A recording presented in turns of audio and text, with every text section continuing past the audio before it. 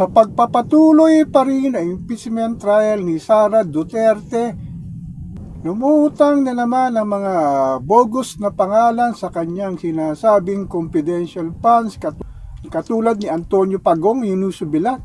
Grabe, pati Bilat ginamit na apelido.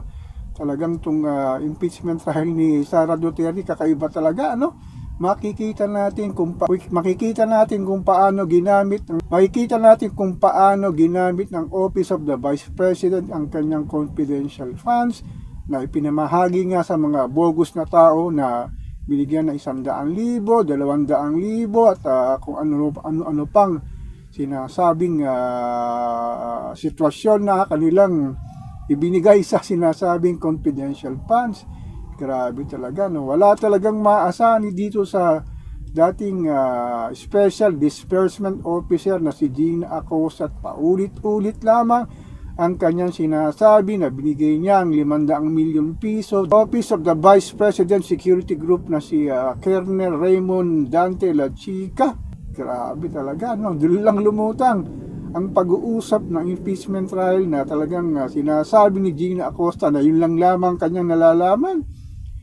Grabe talaga, no, sa tindi ng politika dito sa ating mahal na inaman. Grabe talaga ang nangyayari. Nakakalungkot lang kasi pare-pareho tong mga politikong mga tiwalit ng nanakaw, lalo na yung mga sinasabing nag-file ng impeachment trial kay Sara Duterte, yung mga kongresista na may mga sinasabing maleta rin na natanggap sa kanilang sinasabing opisina.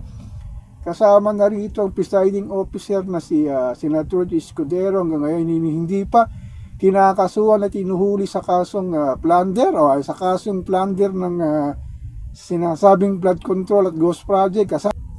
At ang senador na si Joel Villanueva hindi pa rin kinakasuhan at sinasampahan ng plunder dahil sa ginawa niya ng pagbaha sa sinasabing flood control sa Bulacan. Grabe talaga itong mga politiko natin na ang focus lamang sa impeachment trial ni Sara Duterte.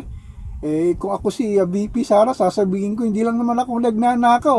Lahat tayo nagnanakaw, bakit ako lang yung tinuturo?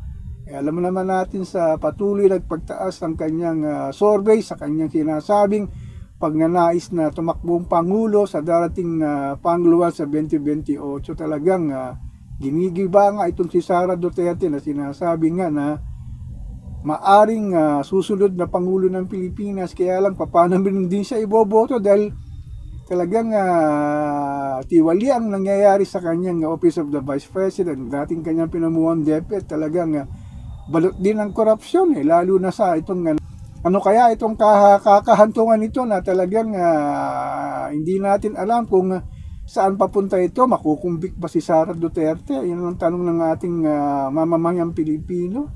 Talagang grabe na ang mga nangyayari dito sa ating mahal na inang bayan pagdating sa usapin ng politika.